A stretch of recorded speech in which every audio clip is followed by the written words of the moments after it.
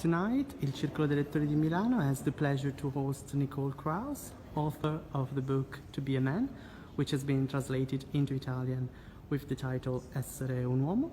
And we want to ask Nicole Krauss to recommend us a book that she has recently read and that she appreciated a lot. Too many to describe, but one of them that I read a few years ago and I still love to recommend it. It's by a young British writer called Claire Louise Bennett, and it was her first novel called Pond. And she has an incredible intelligence, so alive, an amazing gift of language, but her mind is just so unusual. So where her thoughts take you, it's always fascinating. So this book I love.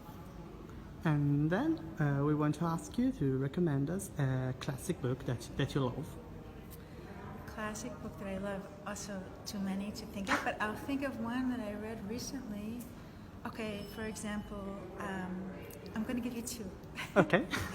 One that I just read, but it's an amazing classic book, is by Shirley Hazard called The Transit of Venus, and it's just an extraordinary novel about two sisters over the course of a lifetime and what happens to them, and the writing is sublime. And the second one that I love is also, again, another woman called Elizabeth Hardwick, who was a writer from America, the States, New York.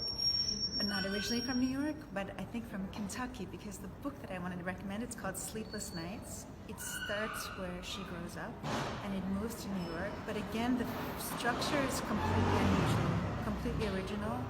The sentences are really, really, really poetic, and each one you need to read a few times, but it's beautiful. Okay, thank you. Yeah.